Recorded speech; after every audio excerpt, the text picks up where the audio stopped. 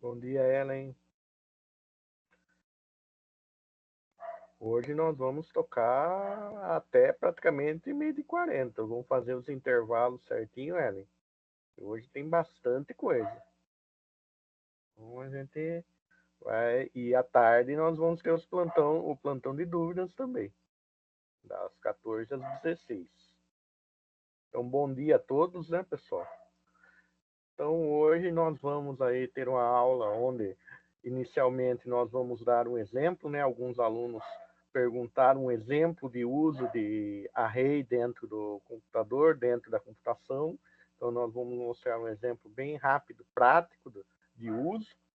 Depois, nós vamos fazer uma revisão aí, mostrar um algoritmo aí para percorrer uma matriz, né?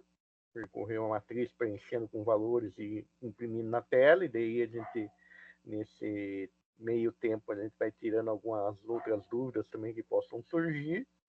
E, e por fim, nós vamos começar a ver uma aplicação prática de programação utilizando a plataforma Arduino. Então, esses seriam os temas hoje que nós vamos tratar em aula. Nós estendemos a lista, né? Então, nós estendemos o prazo da lista até o próximo final de semana. Então, hoje à tarde, se quiserem também tirar algumas dúvidas sobre a lista, a gente pode também conversar na parte da tarde aí. Então, pessoal, dentro da computação existem inúmeros exemplos de uso de array, né? Então, você, desde processamento de valores muito grandes,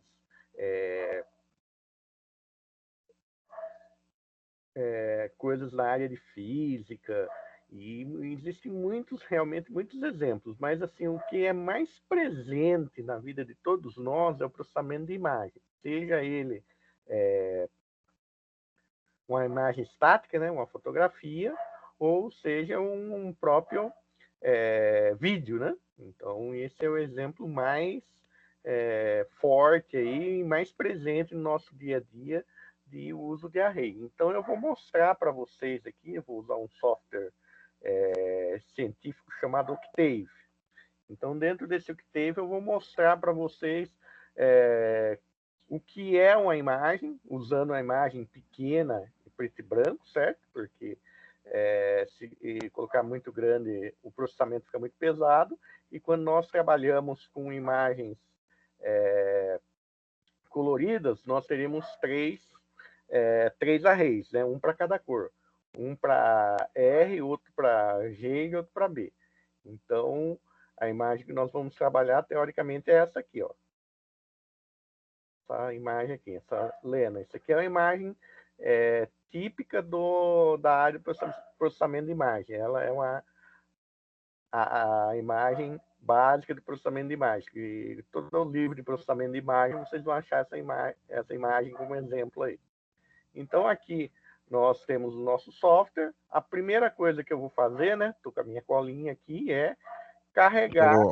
Oi, Hilton. Oi. Tem que compartilhar a tela, tá? Opa, desculpa. Então, vamos lá. Compartilhar a tela aqui. Vamos lá. Área de trabalho. Peraí. Obrigado, Robson. Então, voltando aqui. Vamos começar de novo. Então, a imagem que nós vamos trabalhar é essa aqui, a Lena, né? Agora, tá vendo a imagem, Robson? Sim, agora tranquilo, tá aparecendo. Então, essa imagem aqui é uma imagem que todo livro de processamento de imagem, todo curso de processamento de imagem, você trabalha com essa imagem aqui. Isso aqui é um ícone da área de processamento de imagem. Nós vamos trabalhar com um software científico chamado Octave. Então, para nós fazermos a manipulação de imagem, nós vamos trabalhar com software. Por quê? Porque quando eu trabalho com software tipo Photoshop, tipo GIMP, tipo Photoscape, tudo que nós vamos fazer aqui já é feito automaticamente, a gente não consegue enxergar a parte do processo que o computador faz. Então, aqui é para vocês visualizarem realmente a questão do que é a imagem. Então, vou pegar minha colinha aqui. Então, primeira coisa que eu vou fazer é criar um array. Então, meu array aqui vai se chamar Lena, certo? O comando dentro do Octave para fazer a leitura de uma imagem é o inRead. E aqui é o nome da minha imagem. Então, vou pegar esse cara aqui, colocar dentro aqui do Octave, dar o comando. Ele está dando um warning aqui, ele está dando um aviso do formato da imagem, né? E já carregou minha imagem. Daí, dentro do Octave, para eu visualizar a imagem, eu tenho que fazer o comando color map, que é para fazer o mapeamento do meu sistema de cores, né? E estou dizendo que eu vou usar 256 tons de cinza. Então, vou fazer esse comando aqui. Ele já vai fazer esse mapeamento. Ele já abriu para mim uma janela aqui, essa janela onde vai ser carregada a imagem. Então, para eu carregar a imagem, o que eu vou fazer agora? Image, né? E o nome do array que eu criei. Ó, vejam que eu criei esse array aqui atrás e agora eu vou mostrar esse array dentro do meu color map. Então, se eu vou vir aqui, colar o comando, ó, tem a minha imagem, ó. Vejam que como a imagem tá sendo exibida grande aqui, o que aconteceu? Ela está quadrada. Aqui, esses quadrados aqui é o meu sensação de pixel, certo? Só que isso é o que eu vejo visualmente. Para o computador, se eu digitar aqui Lena, que é o nome do meu array, ó, se eu digitar o nome do meu array aqui, ó, o que vai acontecer? Olha o monte de valor que tem aqui. Então, vejam que aquela imagem são valores. Então, cada cor aqui, ó, cada tom de cinza aqui é um valor que está anotado aqui, ó. Então, aqui, ó, vejam que tem mais coisas. Eu estou da coluna 1 à coluna 14. Se eu quiser ir para frente, eu vou pressionar o F aqui, ó. Vejam ó, o tamanho do array que eu gerei aqui, ó. Estou na coluna 42. Na 56. E cheguei na 64. Então, todos esses valores aqui, ó, de 0 a 255, são os valores de cada pixel. Então, um pixel se chama a abreviação de Picture Element. Então, cada pixel aqui, então, cada valor que está aqui é o valor de um pixel da minha imagem aqui. Então, vejam que isso é uma matriz de imagem. Para eu ampliar a imagem, eu vou fazer isso aqui, ó. Vou pegar esse comando aqui, criei um novo array, certo? Eu estou percorrendo o array da posição 1, porque aqui no Octave eu começo meu array na posição 1, não na posição 0, igual nós começamos no Portugal Studio. Octave é um dos programas que eu começo do 1 no array. Então, vou do 1 ao 128, indo de 2 em 2. É exatamente isso que eu estou falando. Ó. Quero sair da posição 1, chegar da posição 8, andando de 2 em 2. E nesse array que eu estou fazendo isso no Lenas, eu vou preencher com o quê? Eu vou preencher com Lena, andando, saindo do 1 e indo até o 64. Quando eu omito o segundo parâmetro, eu estou andando de 1. Então, vou fazer isso. Então, vou dar um key aqui para parar a exibição da minha matriz, né? Então, vejam que eu exibi toda a minha matriz e vou colocar aqui o comando para fazer o quê? O que eu estou fazendo aqui? Eu estou dobrando o tamanho da imagem. Eu estou saindo de 64 e indo para 128. Então, quando eu amplio a imagem lá, deixo a imagem maior no GIMP, no Photoshop, no Inkscape, basicamente é esse processo que vai acontecer. Então, fiz esse processo aqui. Então, agora aqui, para eu, ó, a minha imagem tá essa aqui. Para eu mostrar a nova imagem, eu vou pôr o nome do novo array. Vejam que o que aconteceu. Como eu pulei, ó, eu pulei de um em um, ó, ele tem um cinza, um preto. Então, onde ele não sabe fazer, o que ele fez para mim? Ele pôs o valor preto aqui na minha imagem. Então, ele pôs o valor preto aqui na minha imagem, e esse valor preto nós temos que preencher. Mas como que eu preencho isso?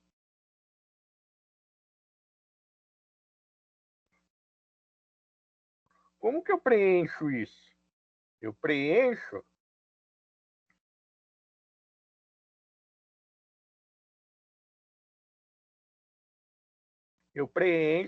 fazendo um cálculo. Então, eu tenho que criar uma outra matriz que vai calcular uma média entre os pontos que têm algum valor, porque o que acontece? Essa matriz que eu acabei de criar, ó como ela é. Onde eu não tenho lá tal preto, ó, ela tem um monte de zero, né? Então, se eu der aqui um F, ó, ela tem um monte de zero, que é aqueles pontos pretos que foram criados, né? Então, vamos sair daqui. Então, todos esses pontos pretos eu tenho que preencher. Para eu preencher esses pontos pretos,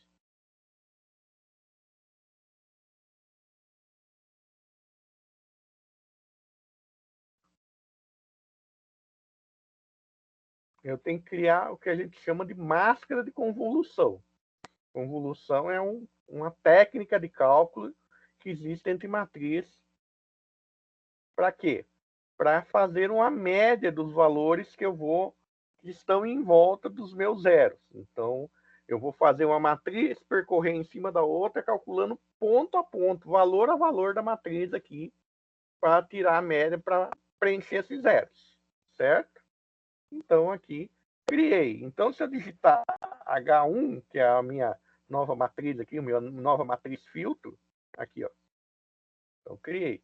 Então, aqui ela vai fazer para mim a média. Então, vou andar em cima de cada ponta, que eu vou pegar essa matriz, colocar em cima de cada ponta aqui, fazer alguns cálculos matriciais, certo? Para que eu consiga preencher esse valor. Então, agora, ó, eu tenho o comando conv2 que vai fazer o cálculo de convolução aqui para mim. Eu vou criar uma matriz chamada inter, né? Vou usar a minha Lenas, né, que nós acabamos de criar, a matriz H1, que é a minha matriz de filtro, e vou fazer o cálculo de convolução. Opa. Veio o comando.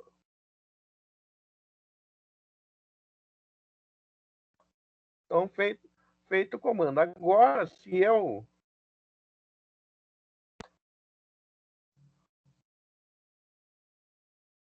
o Lenas ainda continua do mesmo jeito.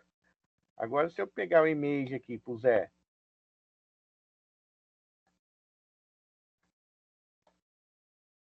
vejam, ó que legal.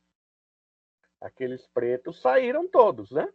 Por quê? Porque eu fiz o cálculo e preenchi a falta de valores. Então, quando eu aumento a imagem, eu tenho falta de informação. O que os programas vão fazer? Vão criar valores para preencher a minha falta de informação, minha falta de dados. Então, se eu tenho Lenas, está faltando dado, por isso ficou preto. A partir do momento que eu faço o cálculo, já tenho dado e consegui ampliar a minha imagem. E se eu puser aqui a minha matriz, ó, vejam que agora ela tem valores para todo mundo.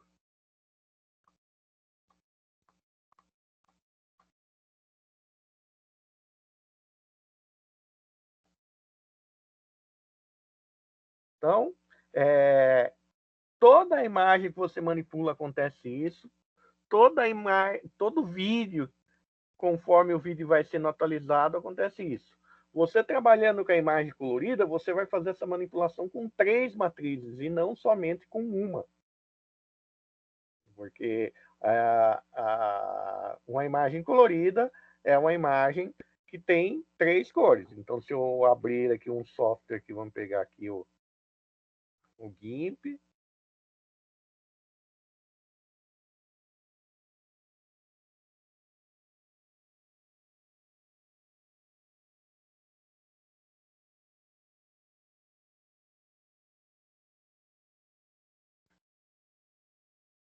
Ó, se eu olhar aqui, ó, eu tenho vermelho, verde e azul. Ou RGB, né? Então, se eu tiro aqui, ó,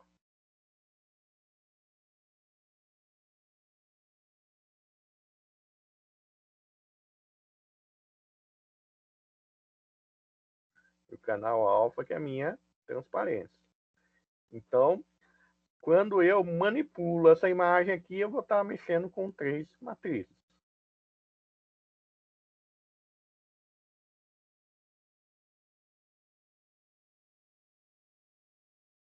Pessoal, entenderam um exemplo de uso?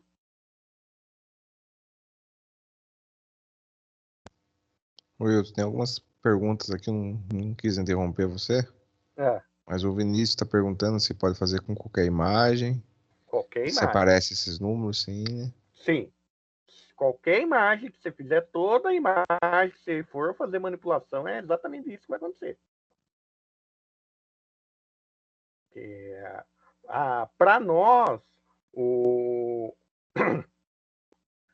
a imagem é uma informação visual. Para o computador, ela é uma informação matricial.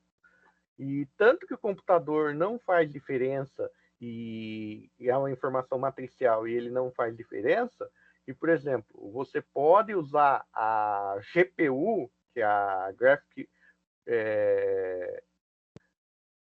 Process Unit, para processar outras coisas também. Processamento paralelo, o som. Então, por exemplo, se você for trabalhar com som, o som também é uma matriz de valores, né? Então, você tem várias aplicações aí de matriz dentro da computação.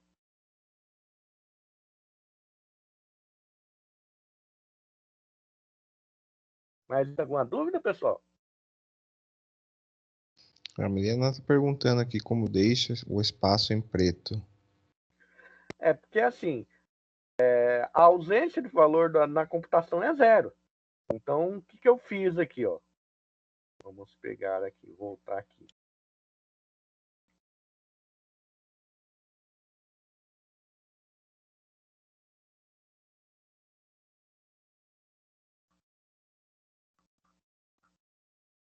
Eu criei uma nova matriz chamada Lenas, né?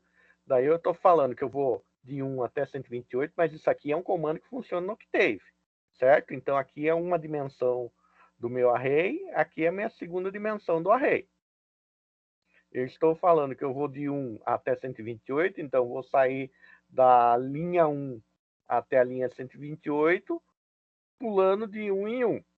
Vou da coluna 1 até a coluna 122, pulando de 2 em 2. Então, ó, esse 2 aqui está falando que eu vou pôr valor em um, não vou pôr valor em outro. Vou pôr valor em um, não vou pôr valor em outro. E o que eu estou falando? Na posição que eu for por valor, eu vou pôr o Lena, os valores de 1 a 64. Mas isso aqui é um comando que funciona no Octave. Se eu fosse fazer, por exemplo, num Python, fosse fazer esse processamento de imagem, de repente eu teria que fazer outro comando. Ou se eu for fazer o processamento de imagem num Java da vida, num C da vida, que são linguagens de programação, usaria outros comandos. Dentro do Octave, como é um pouco mais alto nível, mais direcionado para processamento de imagem, eu posso fazer dessa maneira. E daí, como tem ausência de valor, como eu criei uma matriz 128, é 64 vezes 2, é o dobro do tamanho. Como eu criei uma matriz com o dobro do tamanho, eu não tinha número suficiente para preencher todos os espaços. Os espaços que eu não preenchi ficaram zero. Zero eu mostrando graficamente, ele é preto, né? Então, se eu vier aqui e der um Lenas aqui, ele vai ficar preto justamente pela ausência de valor nesses que faltaram, né? Então, toda vez que eu amplio a imagem, é exatamente isso que eu estou fazendo. E toda vez que eu diminuo a imagem, eu estou jogando parte desses valores aqui fora. Não existe mágica, existe matemática. Então, aí existem técnicas para calcular quais valores aqui da minha imagem eu vou jogar fora. Mais alguma dúvida, gente?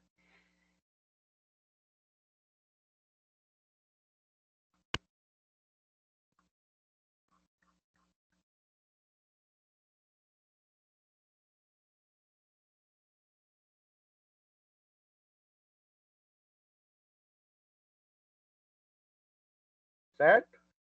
Então, esse aí foi um exemplo prático só para vocês terem uma visão de uma das áreas aí que se usa a questão da matriz e quão importante é a matriz dentro da computação.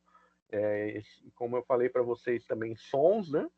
Então, quando você trabalha com som, também o som é uma matriz, né, de valores e você pode manipular o som também usando técnicas específicas.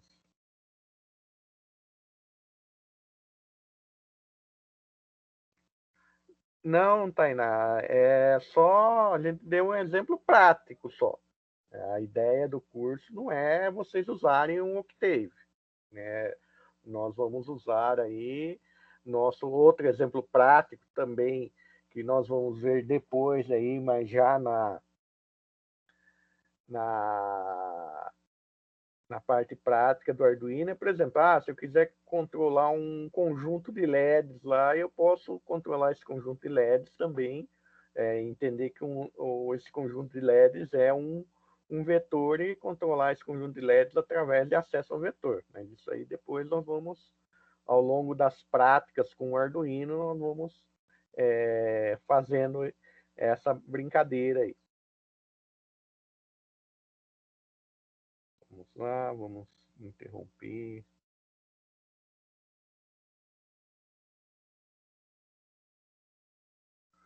Vamos agora compartilhar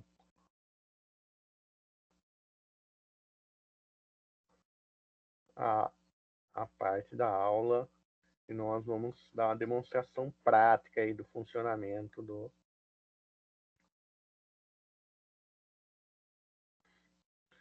de percorrer uma matriz.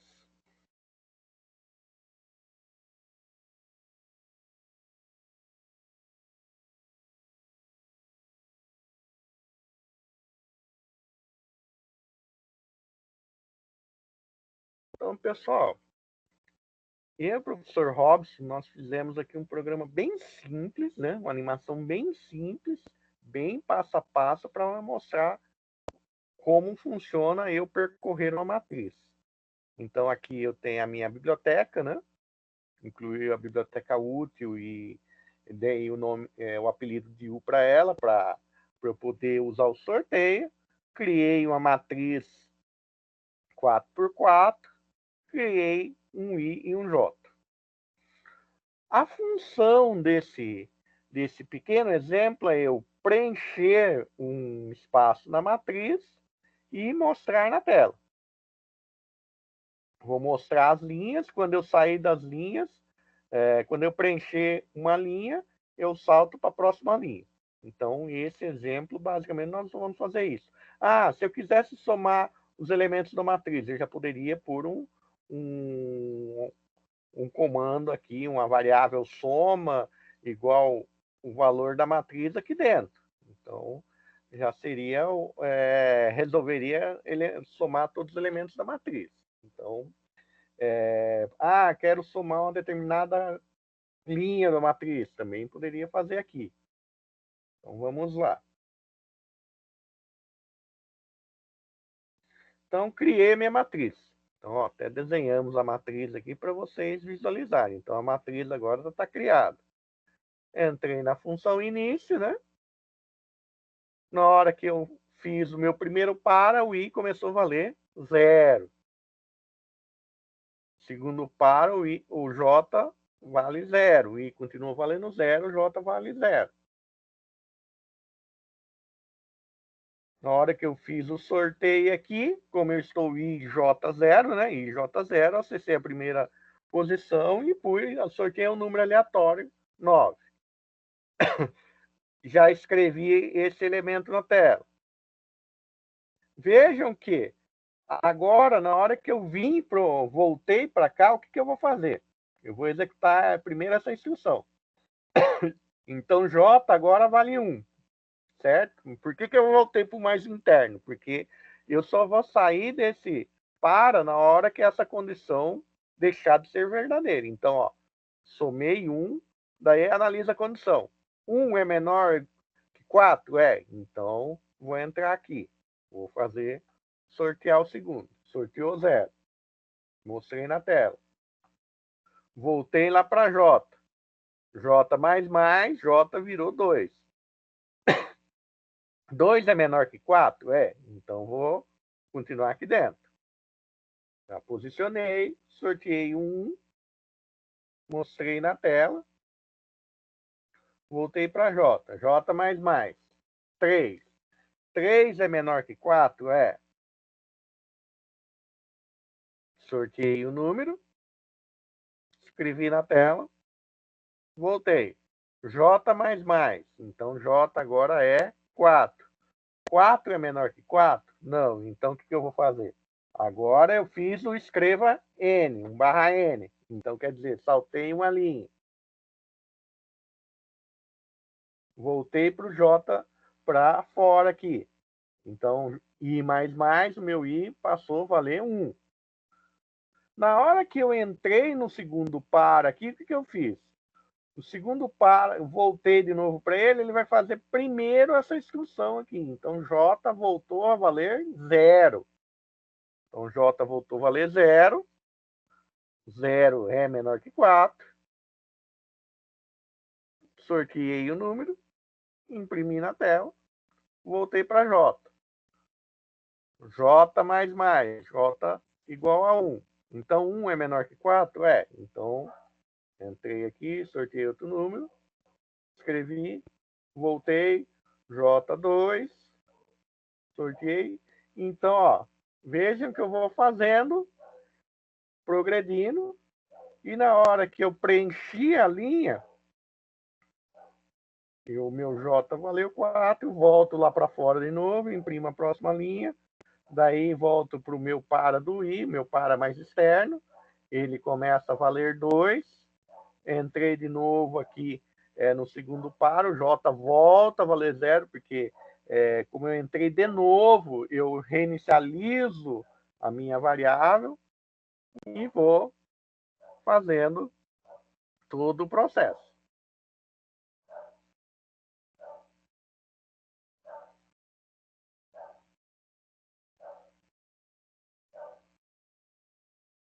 E assim sucessivamente até terminar o os meus paras, né? Então vejam que agora 4 e 4 estão saindo do limite do meu vetor e sair do limite dos meus paras. E encerrei a minha execução. Então, basicamente, quando eu tenho uma dimensão, para eu percorrer a matriz, eu vou trabalhar com um para só. Quando eu tenho duas dimensões na minha matriz, eu tenho uma matriz com essa cara aqui, duas dimensões, eu vou usar 2 paras e vou pôr dentro aqui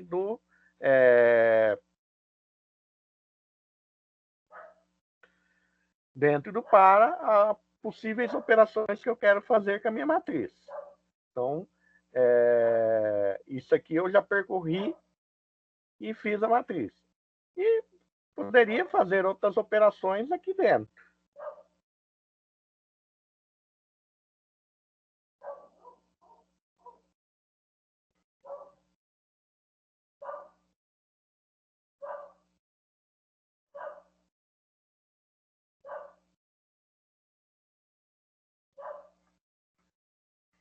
Então, deixa eu compartilhar a tela com vocês aqui, para a apresentação, e mostrar um exemplo aqui, por exemplo, que faz as outras operações. Opa, aqui, vou compartilhar a tela de novo.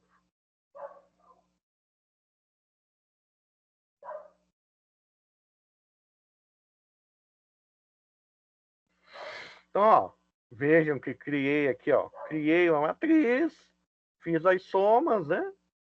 E, ó, criei uma estrutura de par aqui, barra N.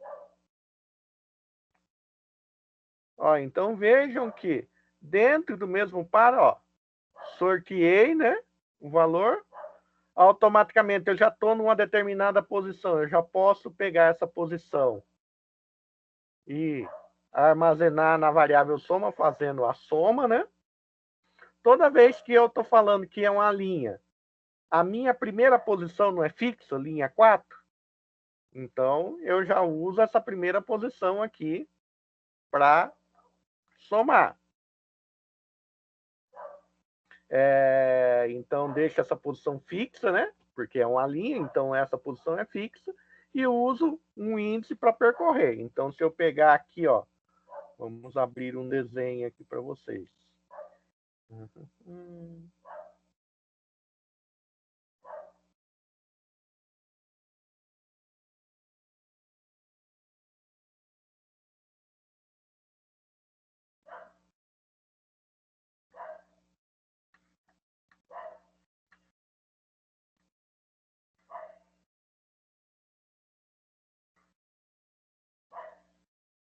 Abrir o desenho para vocês ficarem mais visual, para vocês entenderem.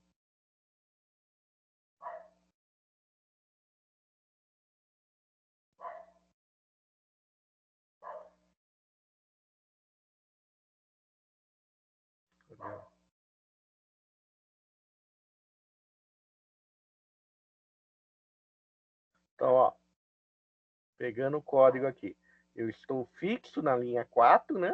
Então, linha 4. Se eu usar só o J, ó, se eu usar só o I 0, certo? Depois, o meu I vai valer 20J++, o I vai valer 1. Então, 4, 0, depois 4, 1, o I vai ser incrementado 4, depois o I vai ser incrementado 4, 3, e finalmente 4, 4. Então, quer dizer, se eu tenho uma linha determinada, a minha linha é fixa. É o mesmo caso, se eu tenho uma coluna determinada, a minha coluna vai ser fixa e a minha linha vai ser variável. Então, se eu pegar a imagem aqui, ó,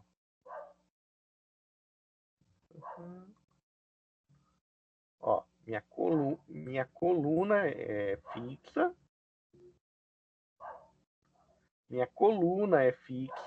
e minha linha é variável. Então, ó, o I valendo 0 é aqui, depois o I vai ser incrementado para 1 vai ser aqui, o I incrementado para 2 vai ser aqui, o I incrementado vai ser aqui, e finalmente aqui. Então, vejam que quando você tem um dos valores determinados dentro de uma matriz fixos, né? Então, você vai trabalhar com esses valores fixos. Quando você tem algo com essa cara aqui, ó, diagonal principal, qual é o padrão que se instalou na diagonal principal aqui, gente? Olhem um pouco aí, pensem um pouco no padrão. Aqui tem um padrão. Do mesmo jeito que o linha 4 tinha um padrão, que o coluna 2 tinha um padrão, aqui tem um padrão. Se vocês pensarem um pouco, observar aqui, vocês vão determinar um padrão.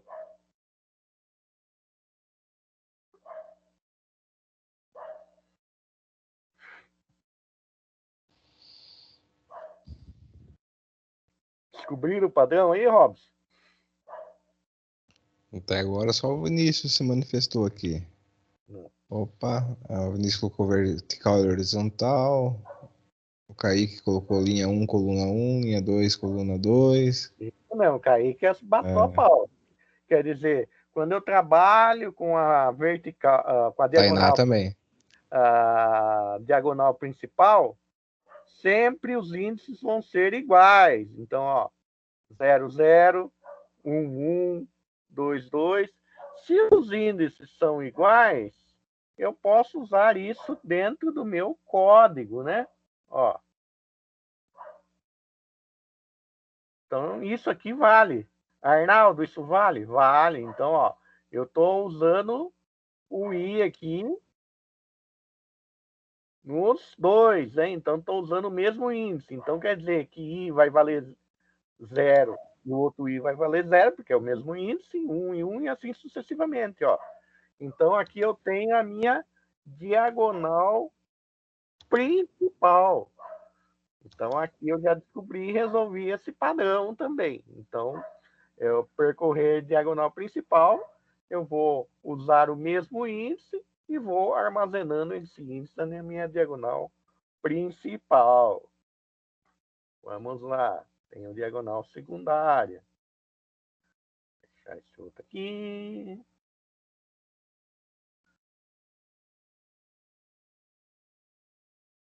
E agora, gente, qual é o padrão da diagonal secundária aí?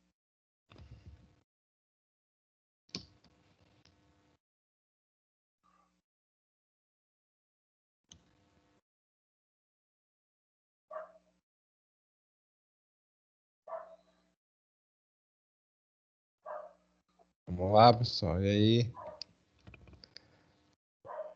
Tenho medo de errar, não. É, o negócio é meio sensai. A gente tem que ir tentando, pensando e errar, gente, é parte do processo. Só erra quem tenta. O Pedro tá colocando aqui 4-0, 3-1, 2-2. Sim, mas Certo. São os valores. são os valores. E aí? Mas qual é o padrão que tem aí? O que está acontecendo com os índices? Qual a lógica que tá por detrás desse padrão aí, pessoal?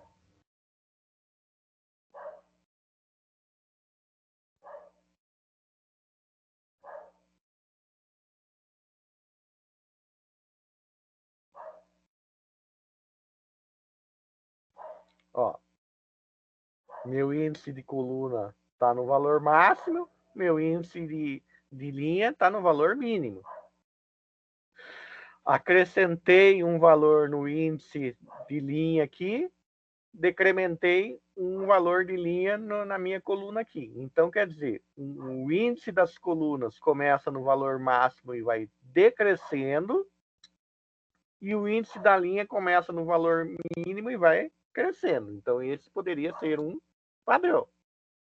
Usando esse padrão, nós podemos fazer o seguinte: eu posso criar um valor de índice aqui, ó, esse K igual a 4, que é o meu índice com valor máximo, certo? Pegar um índice com um valor mínimo, que seria o I que começa em 0, e K. E a cada iteração aqui dentro do meu para, eu vou fazendo o quê? Eu vou reduzindo o meu índice. Então, K menos menos, eu estou reduzindo o meu índice. Então, quer dizer, se eu pegar essa lógica que na minha primeira passada o meu I vai estar 0, o meu K vai estar 4. Na segunda passada, o meu I vai valer 1 e o K vai valer 3. Na terceira passada, meu I vai valer 2 e meu K vai valer 2, e assim sucessivamente. Então, você entender o padrão lógico que se instala ajuda você a fazer isso aqui, resolver o seu problema. Muitas vezes você não vai resolver de cara, mas você vai indo, vai resolvendo um negócio aqui, resolvi isso aqui. Beleza, está funcionando certinho. Agora eu vou resolver mais um pedacinho do problema. Então, muitas vezes você vai resolvendo o seu problema por partes. Então, o que eu sei fazer?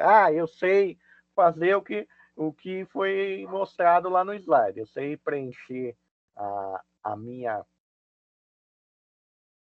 a minha matriz e sei escrever lá na tela. Igualzinho aquele slide que eu mostrei para vocês lá, que a gente mostrou a animação de como funciona a execução do algoritmo. Então, sei, legal, fiz aquela parte, está funcionando bonitinho aquela parte. Então, agora eu vou começar, como que eu somo a matriz?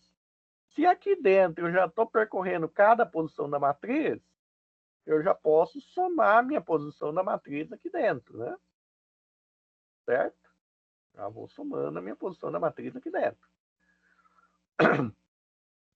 E assim, sucessivamente, eu vou trabalhando aí para ir resolvendo. Então, sempre que vocês pegarem um problema, vão fazendo as partes que vocês já sabem, já conhecem, já sabem fazer, deixa funcionando e vai analisando o que mais eu preciso fazer para que o meu problema seja solucionado. É o famoso dividir um problema maior em partes menores. Isso é uma técnica extremamente utilizada aí na nossa área de computação, que a gente chama de dividir para conquistar, né? Certo, pessoal?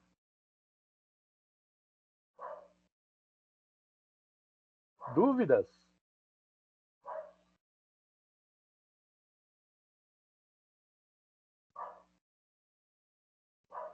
Pessoal, tranquilo?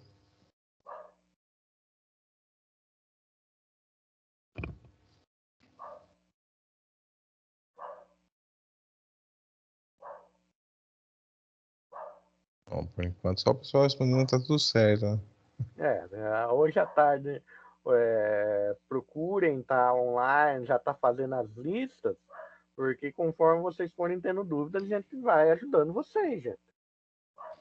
Pessoal, aí procure não deixar aí pro prazo final das listas, tá? A gente deixa o prazo estendido, mas é interessante que vocês façam o quanto antes, até porque o conteúdo está mais fresco na cabeça e não acumula com atividades de outras disciplinas, né?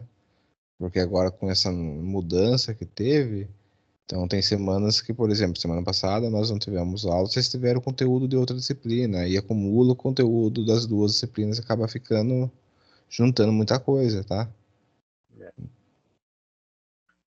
Então é assim, já vão, conforme for fazendo também, mesmo durante a semana, vocês vão mandando, se tiverem dúvidas, o chat, o horário que a gente está online no chat, a gente vai respondendo. Então não deixem as coisas realmente embolarem demais, né?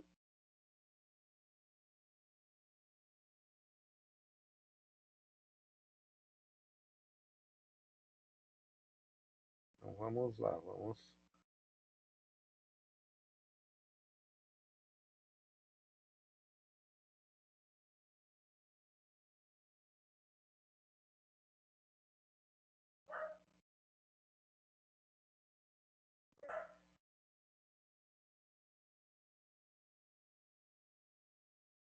trabalhar agora com a parte aí parte nova da matéria, aplicação prática da matéria. E geralmente em tempos normais, o que nós fazemos? Nós trabalhamos sempre com duas aplicações, dois cenários de aplicações diferentes, a programação web e, no caso, o Arduino. Mas, como esse ano nós estamos numa excepcionalidade, nós vamos trabalhar com o Arduino. Para quê? Para vocês terem acesso a uma linguagem de programação real, que é o C++, uma variação do C++ que o Arduino usa, para vocês terem acesso a algo muito forte hoje no mercado, que é tecnologias aí voltadas para tanto de software como para hardware, para resolver problemas, desde sistemas simples de automação até o conceito de smart cities, né, cidades inteligentes. Então, o Arduino é bastante usado aí dentro dessas práticas aí. Então, a nossa ideia é que vocês, além de ter uma noção, mas eu uso lógica para quê? Vai usar lógica num determinado cenário para resolver um determinado conjunto de problemas. E pode ser desde acender uma lâmpada na sua casa até controlar a produção de uma fábrica inteira. Então, o Arduino te dá essas possibilidades aí. Por isso, nós optamos por a questão do Arduino. E como no ano que vem, né, no segundo ano de vocês já vão ter a disciplina de Web 2 e lá vai ser trabalhado programação web com PHP, então, por bem, nós achamos que seria legal trabalhar com Arduino. Mas professor, eu vou ter que ter uma plaquinha Arduino, vou ter que ter coisas para fazer as minhas práticas? Não. Nós vamos trabalhar com ambiente de simulação chamado Tinkercad. Então, dentro do Tinkercad, você tem como montar todos os seus circuitos, né? Tem todos os componentes para montar os seus circuitos, e lá você consegue programar também. Pelo que eu me lembro, o professor Anderson já trabalha algumas coisas na área de circuitos eletrônicos, componentes eletrônicos com vocês no Tinkercad. Sim ou não?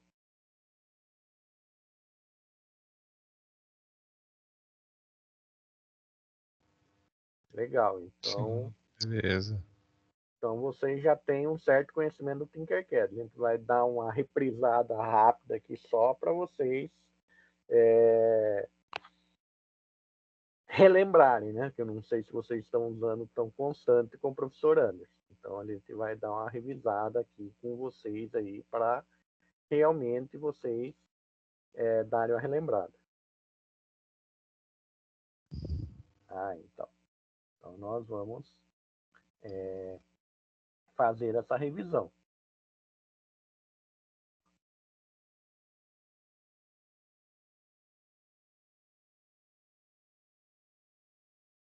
Então, relembrando um pouco de conceito, né, gente? Porque nós vamos utilizar esses conceitos no Arduino. O Arduino ele tem a parte de hardware, né? Toda a parte física. Sim, tá gravando, né? Estamos gravando a aula, sim. Tem toda a parte física, né? Dos componentes do Arduino, né? Então, a parte física é toda a parte aí que é chamada de hardware, né? E nós temos a ideia dos dispositivos periféricos, né? Então, vocês já viram lá, professor, os dispositivos periféricos utilizados basicamente para fazer entrada ou visualização de dados, né? Entrada ou saída de dados. E eu tenho dispositivos que podem ser somente de entrada, né? Onde nós vamos fazer capturar algum dado externo e fazer a entrada desse dado para ser processada pelo computador. Nós temos a saída depois do processamento desse dado. Esse dado tem que ser, de alguma maneira, exibido para o usuário. Então, nós temos aí os periféricos de saída e nós temos os periféricos de entrada e saída. Então, que eles fazem tanto a entrada de dados, fazem a captura dos dados, como ele mostra o resultado do processamento. Professor, mas por que você está reprisando tudo isso? Porque no Arduino, a parte física dele também, nós vamos ter esses mesmos conceitos. E para nós tem que estar muito firme esses conceitos, porque dentro da programação eu vou ter que manipular entradas e saídas de dados da mesma maneira que nós estávamos manipulando no Portugal Studio.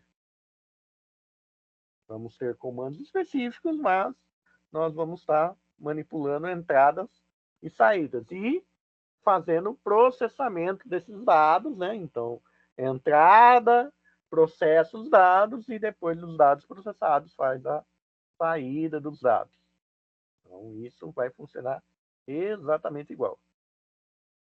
Software, né? Nós sabemos que o software é toda a lógica, toda a inteligência que existe dentro do computador. Então, o computador ele não é um ser mágico, pelo contrário, ele é um monte de peça que, se você não puser a sua inteligência dentro do computador através do software, ele não serve para nada. Então, o software é toda a parte lógica, toda a inteligência, toda a criatividade dos programadores dentro do computador.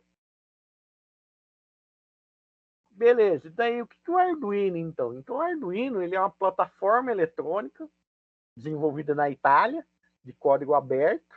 Então, quer dizer, por isso que qualquer pessoa pode modificar o código principal do Arduino, o código fonte do Arduino, pode fabricar o Arduino, porque ele é uma plataforma aberta tanto de hardware como de software. Então, se você entrar no site do Arduino, lá vai ter o esquema de fabricação de todas as placas.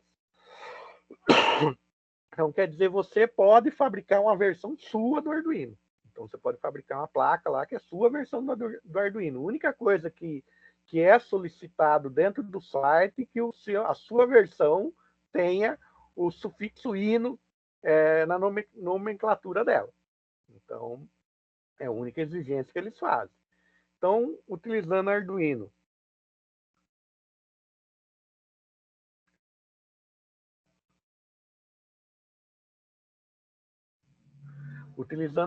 o Arduino, você pode combinar sensores e botões e como entradas e ativando o motor, desligando o LED, fazendo uma série de coisas aí que seriam as suas saídas, né? E a placa vai ler a sua atuação de entrada para ou sensores ou qualquer outro dispositivo que você ponha na entrada para fazer a sua saída. E dentro do Arduino eu tenho o que nós chamamos de microcontrolador. Então, o microcontrolador ele é um processador menos poderoso que executa instruções mais simples, né? Então, ele é um microprocessador. Então, o microcontrolador é um processador com menos poder. Então, o site do Arduino é o arduino.cc, né? Lá você vai encontrar, além dos projetos da placa, outros projetos que usuários fizeram, produtos, softwares, fóruns. Então lá você tem muita coisa bacana sobre Arduino, dos lançamentos dos novos Arduinos e como utilizar esses novos Arduinos e tudo mais que você precisar. Então, tudo que se precisa de Arduino, um local bastante interessante para você achar é no site do próprio Arduino. Às vezes, uma dificuldade que vocês podem ter é o idioma, porque vai ter muita coisa em inglês, muita coisa em italiano, mas nada também que o Google Tradutor resolva para vocês.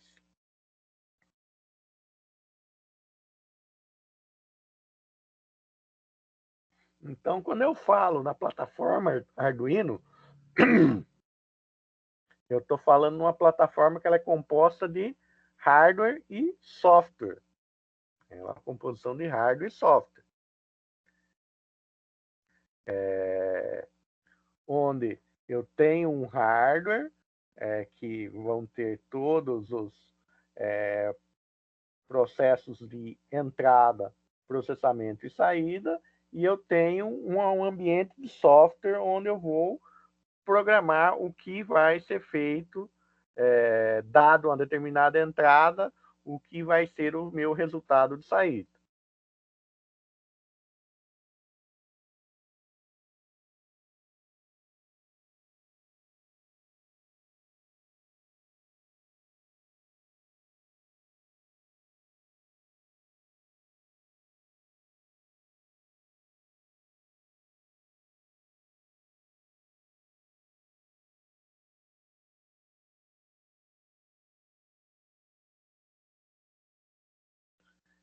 Então, aqui, O Arduino ele é composto por diversos componentes externos, né? Então vejo aqui eu tenho sensor de umidade, sensor de temperatura, potenciômetro, são componentes externos, a maioria aqui componentes de entrada que eu posso conectar no Arduino para que o sinal recebido por esses componentes sejam analisados e processados pelo Arduino.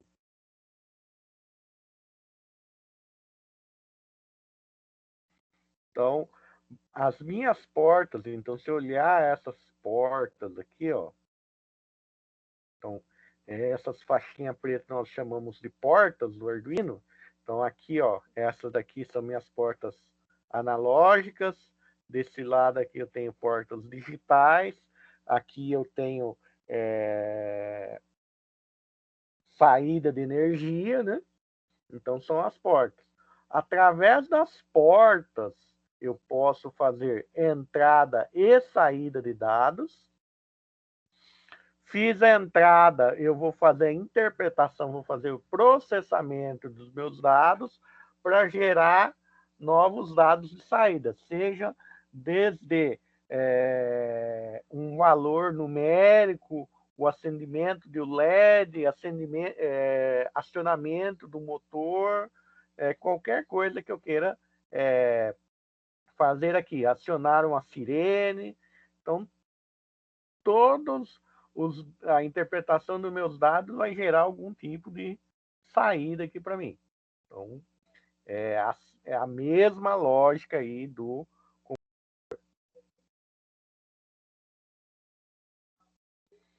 Então, aqui nós temos alguns exemplos de entrada de dados, né? Então, uma chave, um botão push button, que eu posso pressionar aqui, quando eu pressiono, eu vou ter um valor, né, por fechar um circuito, um acelerômetro que vai verificar se eu estou virando ele, se eu estou andando, o que eu estou fazendo. Então, ele vai verificar a movimentação. Sensor de distância, né? Então, para quando eu quero verificar, por exemplo, o carro autônomo, uma das coisas que eu tenho que verificar é se o carro não está muito próximo do outro carro, né? Então, um sensor de distância é algo que vai ser útil em um carro autônomo, por exemplo, né? Sensor de luz, né? Então, sensor de luz, quando eu tenho um poste, por exemplo, na cidade, como que a cidade, como os postes da cidade são acesos? Ah, vai lá alguém fica controlando o relógio e acende e apaga? Não, eu tenho um dispositivo, um sensor de luz chamado fotocélula. E quando a luminosidade está baixa, ele fecha o interruptor, ele fecha o circuito, liga as luzes. Quando a luminosidade aumenta, ele abre o circuito. Sensor de temperatura. Então, eu quero controlar a temperatura do ambiente, quero que a temperatura do ambiente esteja sempre a 20 graus. Então, manter o ambiente a uma determinada temperatura, eu preciso ter um sensor de temperatura para fazer o controle. RF, sensores RF, então radiofrequência. Então, eu quero mandar os meus dados do Arduino para outros dispositivos, ou eu quero receber dados dos dispositivos para eles serem tratados por Arduino. Então, vou usar... Então, vejam que RF é um exemplo que pode ser de entrada e saída, né? Eu posso receber dados de fora para que o meu Arduino trate via sensor RF, como eu posso mandar os dados tratados pelo Arduino por meio do sensor RF. Então, o RF ele poderia poderia ser classificado como entrada e saída. A mesma coisa a porta USB do Arduino. Está via porta USB, como dando dados aí de processados para ser exibido no meu prompt de comando. Então, a porta USB também é um exemplo aí de entrada e saída do do meu Arduino. Pessoal, tá aqui dúvidas?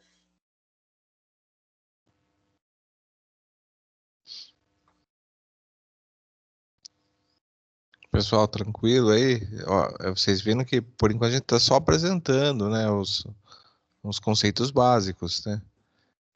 As possibilidades aí, se vocês começarem a usar um pouco a imaginação, vocês vão ver que as possibilidades são imensas, né, com o Arduino. Tanto aí com a parte de sensoriamento, desde um simples robozinho, como o professor Hilton falou, até um controle de uma fábrica inteira ou de uma residência inteligente, né, que se fala muito hoje em dia. Então nós podemos fazer várias coisas com o Arduino aí, com esses sensores aí que apenas esses sensores que nós mostramos, né? Existem outros, né? Mas é só uma introdução por enquanto para vocês terem uma ideia de alguns que a gente pode vir a utilizar.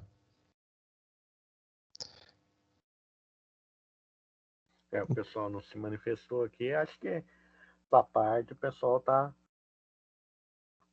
A Tainá tá perguntando, vai ter aula prática ainda?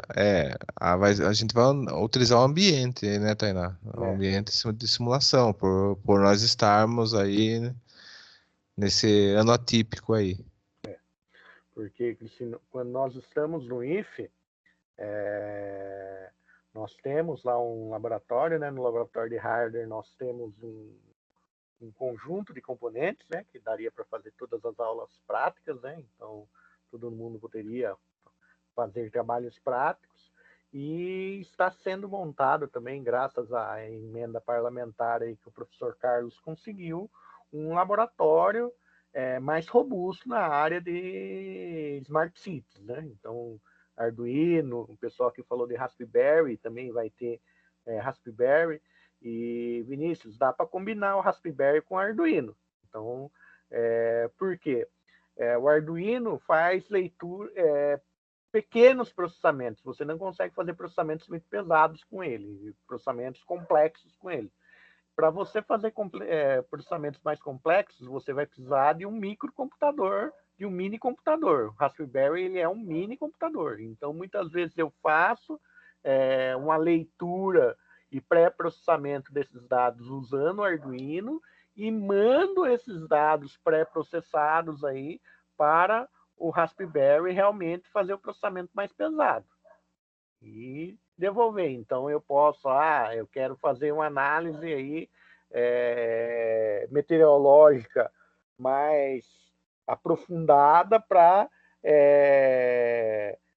controlar o funcionamento das minhas lâmpadas, do meu ar-condicionado, da irrigação. Então, digamos que eu quisesse controlar toda a escola aí pela questão climática, né? Então, eu tenho manter um conforto térmico de 20 graus nas salas, eu tenho que manter toda a parte de gramado regado, tenho que ver os melhores horários aí e para acender luz, ambientes que tiver pouca gente, eu diminua, de repente, eu até não acendo luz. Então, se eu for usar todos esse tipo de nível de automação, eu consigo isso utilizando o Arduino combinado com o Raspberry, porque daí eu vou precisar de mais inteligência aí nos meus processos. Se você buscar casa automática, ou smart house, smart city, você consegue achar bastante coisa nesse nível.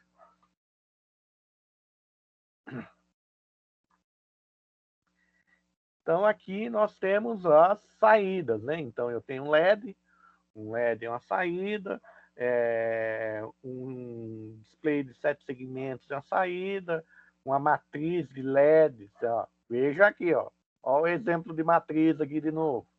Então aqui para eu acender essa primeira lampadazinha vermelha aqui, que posição que eu estou, essa segunda. Então vejam que matriz é algo que vai acompanhar vocês por muito tempo.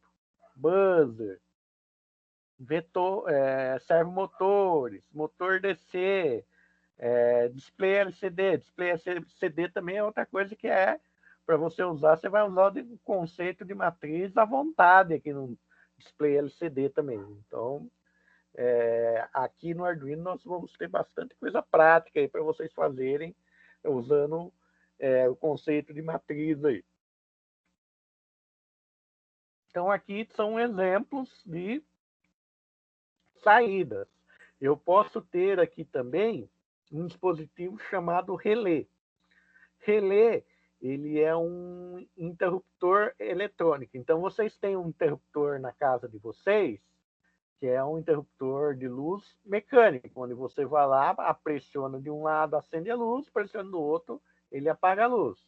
O relé, ele é um interruptor que, se acender e apagar, vai ser feito por sinais elétricos, eletrônicos. Então, eu controlo a passagem de corrente num circuito, seja para acender uma luz, acionar um motor ou acionar uma bomba de irrigação, usando esse interruptor eletrônico chamado relé.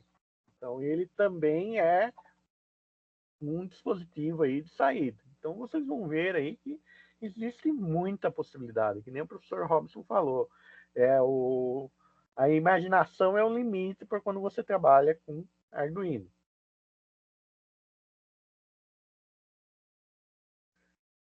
Então, as placas que nós temos no IF, né, se nós formos utilizar na prática, seriam as placas Uno, né, que é essa placa maior aqui, e o Nano, que é essa placa um pouco menor aqui, bem menor, aliás, né? Então, essas são as placas que nós temos no IF.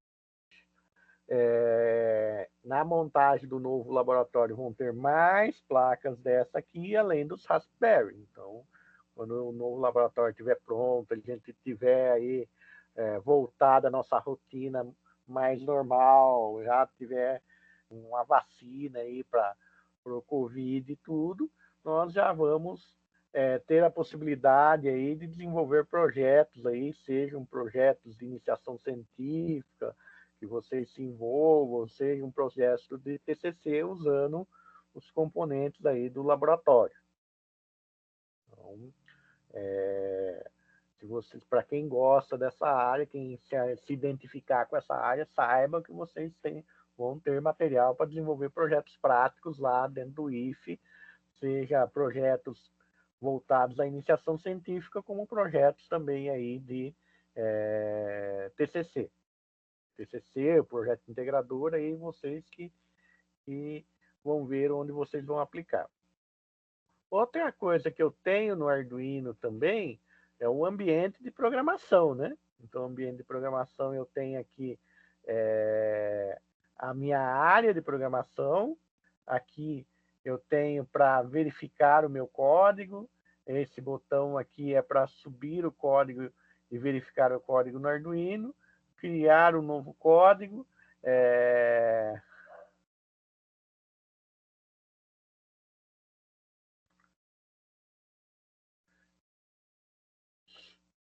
Abrir, salvar o novo código e salvar como. A área de digitação é essa área aqui branca. Um código no Arduino ele é chamado sketch. Então, todo código do Arduino é chamado de sketch e eu digito aqui, faço a verificação e subo o código da placa. Então, a placa, para ela ter alguma inteligência e tratar tudo que eu vou fazer, eu tenho que digitar, criar os meus sketches. Os meus sketches são uma variação do C++, né? Então, a linguagem de programação C++, e dentro dessa linguagem de programação existe uma variação específica aí para o Arduino.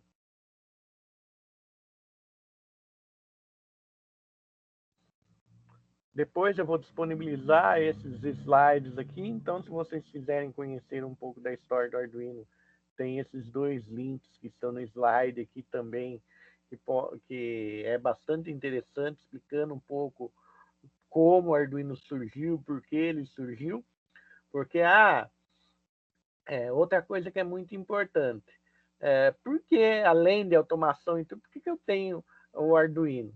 Eu não poderia fabricar um dispositivo já mais adequado para o que eu vou fazer? Sim, no mundo real, quando você vai pôr em série, é isso que acontece. O Arduino ele é uma placa de desenvolvimento. Eu vou testar, vou ajustar meu código, vou ajustar meu circuito, eu uso o Arduino. Está tudo funcionando direitinho, daí eu vou desenvolver um esquema eletrônico de fabricação para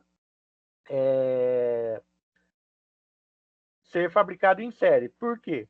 Porque esse componente aqui, ó, bem esse componente, ele é chamado de EPROM. Então, eu posso gravar quantas vezes eu quiser, regravar, apagar códigos que esse componente aqui aceita. Quando eu fabrico algo em série, eu tenho um componente parecido com esse cara aqui, só que ele aceita programação uma vez só. Eu gravo uma vez só e depois eu não posso mais regravá-lo. Só que esse componente que eu posso gravar uma vez só é muito mais barato do que uma EPROM. Então, por isso, nós utilizamos um ambiente com EPROM, no caso o Arduino, para desenvolver os nossos protótipos e depois vai para a linha de fabricação com a programação definitiva. Antes de existir o Arduino, você tinha, que a gente chama de placas de prototipação proprietárias. Então, eram extremamente caras essas placas de prototipação e você, a maioria das pessoas, não teria acesso a isso. Então, o Arduino foi uma maneira de democratizar o acesso para o desenvolvimento aí de hardware e software, né? Do mesmo jeito o Raspberry e outras placas que existem aí no mercado nessa mesma linha. São maneiras de tornar mais acessível a todas as pessoas esse tipo de tecnologia. Então, basicamente, quando nós olhamos um Arduino Uno, nós temos essa disposição aqui, né? Então, eu tenho o pin analógico de referência, o digital ground seria o meu neutro, né? O meu fio negativo, né? Tem as minhas portas digitais. Minhas portas digitais podem ser de entrada e saída. Então, eu posso configurar uma porta digital para ser uma entrada de sinal, para receber uma entrada, ou eu posso configurar a minha porta digital para ser uma saída. Elas são do 2 até o pino 13, né? Então, essas portas aqui que podem ser usadas. E eu tenho as minhas portas 0 e 1, que são serial out, então saída serial, TX, né? E serial in, que seria serial de entrada, RX. Então, quando eu vou trabalhar com transmissão de dados usando Bluetooth, RF e outras tecnologias de transmissão, eu vou usar essas portas aqui especificamente para fazer a transmissão de dados. Quando eu estou utilizando essas portas aqui, eu estou conectado, seja com Bluetooth, seja com qualquer outro dispositivo de entrada e recepção e transmissão de dados, não vai funcionar a mandar o envio de programas, atualizar os programas aqui no meu microcontrolador pela USB. Então, eu tenho que desconectar as portas seriais, né, para eu fazer aqui envio de programa. Até porque o USB ele também é uma serial, né? Então, USB é Universal Serial Bus, né? Então, barramento é serial universal. Então, essas portas interferem nessa porta. Então, quando eu estiver usando porta serial, toda vez que eu for mexer no programa, eu tenho que desconectá-las. Aqui eu tenho meu microcontrolador, né? O ATmega 328. Atualmente está sendo usado microcontroladores até mais modernos no Arduino, né? Menores, né? E mais modernos. O poder de processamento é o mesmo. Mas você usa componentes menores e às vezes um pouquinho mais de velocidade. Tem o botão para resetar. Dependendo da placa, esse botão é em local diferente, né? Entrada serial para programação em circuito. Então, quer dizer, eu posso conectar 2 Arduinos em série, ou mais de 2 Arduinos em série, e consigo programar, usar essa série de Arduinos dentro da mesma programação.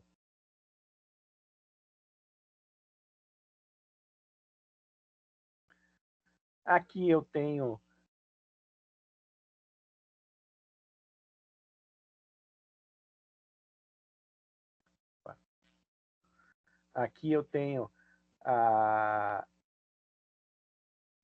o que é pin. Aqui, o que eu alimentar aqui, porque o Arduino ele recebe uma alimentação externa, eu posso ligar o Arduino, é uma fonte, né? Que pode variar de 6 a 20 volts aqui. Posso ligar uma fonte aqui. Então, esse pin in aqui, o que ele vai fazer? O que eu alimentar aqui vai ser o que ele vai me mandar aqui. E o Arduino também pode ser alimentado pela USB. Então, quando eu estou com um Arduino conectado pela USB, ele também vai receber energia. Eu tenho saída 3.3 volts, né, do Arduino, então ele faz um processo de retificação aqui nesse pedaço aqui, ó, nesse pedaço aqui ele faz a retificação para ficar com 3,3 volts, 5 volts.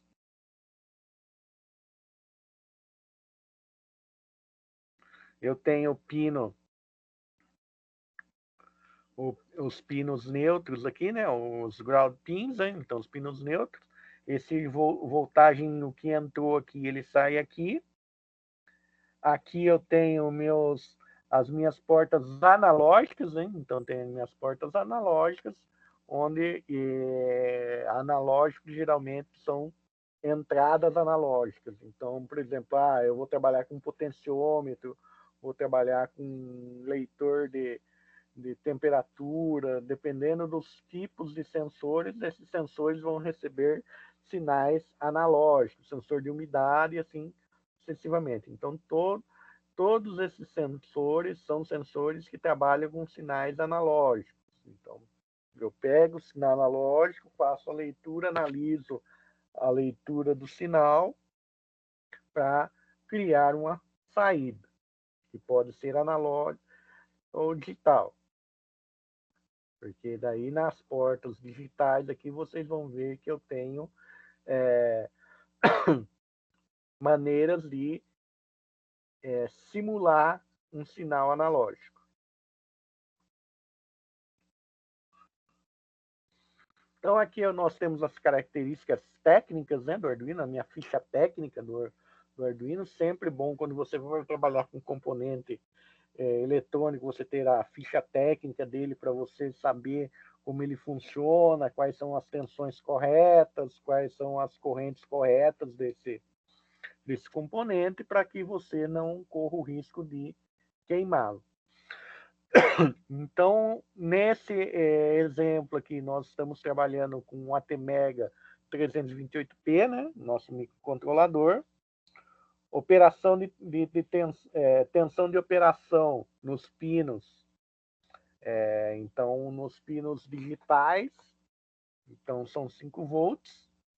A tensão de entrada, a recomendada, né? Então, para o Arduino não sofrer demais, aí, não trabalhar muito no limite, não correr risco de queimar, são de 7 a 12 volts.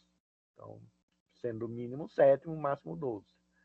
Tensão de entrada limite. Então, quer dizer, eu estou trabalhando com a tensão muito baixa, 6 volts, ou estou trabalhando com a tensão muito alta, 20 volts. Então, tanto uma como outra é prejudicial aí para no meu dispositivo. Pinos digitais de entrada e saída, né? Então, I/O, né? São 14, sendo que 6 tem suporte a PWM, né? PWM é uma tecnologia que vai simular sinal analógico. Então,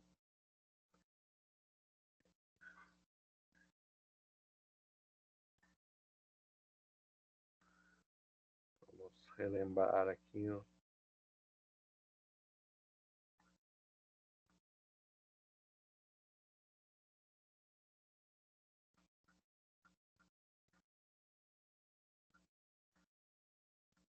PWM, Power.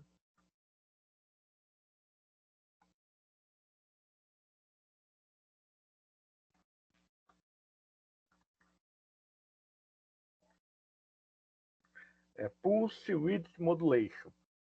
Então, PWM é a abreviação de Pulse Width Modulation, ou modulação por largura de pulso, certo? Então, é uma tecnologia que nós usamos aí para que você consiga, através de portas digitais, simular o funcionamento analógico. Então, são 6 pinos que nós temos, né? Com essa tecnologia. Entradas efetivamente analógicas são 6, né?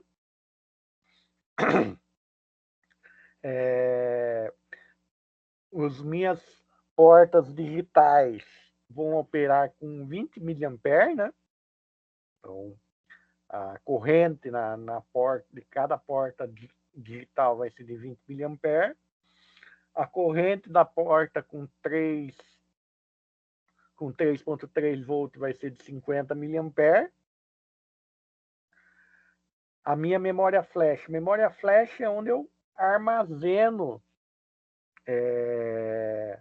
o meu programa. Então, eu tenho 32 KB aí para armazenar o meu programa.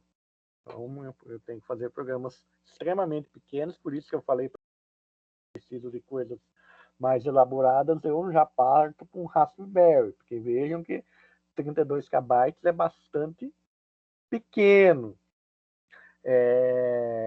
A SRAM, que seria uma memória RAM, eu estou trabalhando com 2 KB.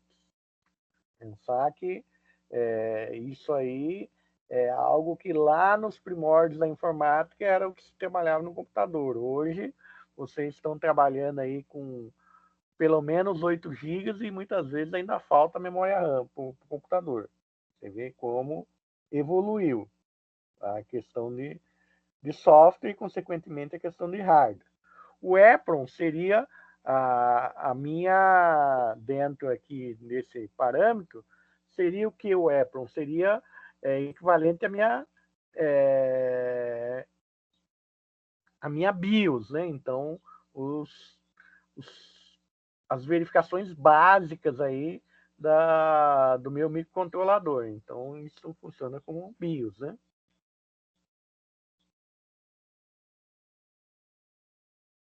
20 anos atrás aí, 20 anos atrás eu trabalhava com um computador, um PC AT286 que tinha os poderosos 4 megas de RAM e 512 megas de HD, né? Aí, lembrando que K é menos espaço ainda, né? E aqui nós temos a especificação de velocidade de clock, né? E largura, comprimento e peso. Então, aqui seriam as especificações do meu Arduino Uno. Lembrando que cada placa da Arduino tem as suas próprias especificações, que podem ser diferentes dessas que nós estamos vendo aqui. Lembrando que o Arduino pode ser alimentado tanto por USB, então se vocês já estudaram um pouco as portas USB lá em hardware, vocês já sabem que eu tenho 2 barramentos de alimentação na porta USB, né, 5 volts, e tenho 2 barramentos para recepção e transmissão de dados, certo? Então, quando eu estou alimentando com a USB, eu estou alimentando com 5 volts. E posso utilizar alimentação externa, que pode ser variar de 12 a 7 dentro do limite recomendável e de 6 a 20 nos limites. Lembrando que outra coisa que é importante você pensar também quando você vai alimentar o Arduino, dependendo do seu projeto, é a corrente da sua fonte, né? Porque no volts nós estamos trabalhando com tensão. Tensão é diferença potencial, né? E corrente é o volume de elétrons que eu transito aí dentro do meu circuito. E esse volume de elétrons é que me dá potência, me dá força para executar algum trabalho. Então, se eu tenho um circuito onde eu tenho muita coisa conectada dentro desse circuito, eu vou ter que trabalhar com a fonte de alimentação externa, com um certo poder aí, uma corrente aí que seja compatível aí com o meu circuito. Então, essa parte de cálculo vocês vão usar tanto a disciplina de hardware, né, para vocês saberem qual é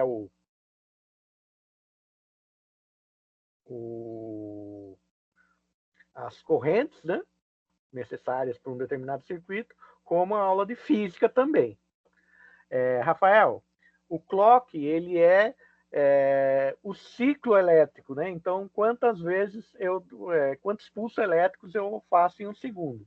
E esse ciclo elétrico ligado-desligado é o modo como eu faço o processamento aí das minhas instruções e como eu recebo as minhas instruções para serem processadas.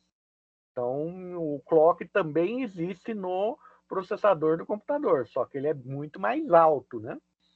Então, se vocês derem uma reprisada lá na disciplina de hardware, vocês vão ver esse conceito de clock também na disciplina de hardware, que é o ciclo, quantos pulsos por segundo ligado, desligado, que eu consigo mandar aí para serem processados dentro do meu microprocessador, o microcontrolador.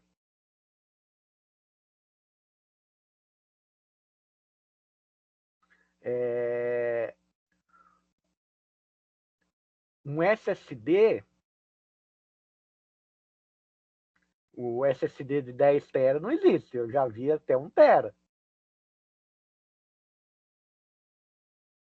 O SSD eu já vi até de 1 TB. A minha máquina ela é de eu tenho um SSD de 1 TB. A questão do 10, aí é somente espaço de armazenamento. Por que o SSD ele é tão mais rápido que o HD normal? Ele é mais rápido porque o HD normal, vocês já devem ter visto na disciplina de hardware, ele parece um tocadisco, né? Então você tem lá os discos, você tem a agulha, e assim, toda vez que eu vou acessar uma informação dentro do meu disco, primeiro eu tenho que consultar onde ela está. Eu tenho que mover a minha agulha até o centro do meu HD, que é minha trilha MBL, a minha trilha índice, né? Fazer a leitura em que posições estão os fragmentos da minha informação, ler esses fragmentos para que esses fragmentos sejam montados dentro da minha memória RAM para eu poder trabalhar. Então, eu tenho todo um trabalho mecânico dentro do HD convencional para acessar um determinado dado. No SSD, esse trabalho não existe, né? Então, eu tenho muito mais rápido, né? E outra coisa aí, na questão dos jogos que ajuda muito, você vai ter a GPU, né, para fazer o processamento. Então, na verdade, você tem 2 computadores, né, porque Graphics Processing Units, né, que seria a placa gráfica, ela funciona, tem os mesmos componentes do computador, processador, memória e tudo. Então, uma das coisas também que ajuda, porque o jogo, qualquer coisa, o jogo, o sistema operacional, tudo está sendo processado, ele é lido as partes dentro do HD e essas partes que vão ser usadas são colocadas dentro da memória RAM, porque o acesso à memória RAM é muito mais fácil, muito mais rápido do que o HD convencional, que é a vantagem do SSD, aquilo que nós falamos, como o SSD não tem aquele trabalho mecânico do HD normal, por isso o SSD termina sendo muito mais rápido. Então, usar SSD ajuda na questão da facilidade de acesso aos dados. Beleza?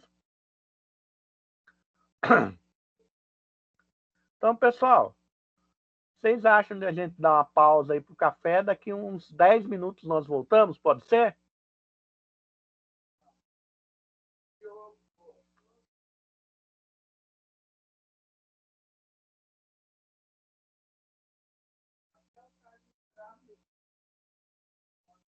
Então, pessoal, vamos sair para um café. Agora são 8h50, 9 horas, até 9h05 no máximo, nós retornamos, tudo bem?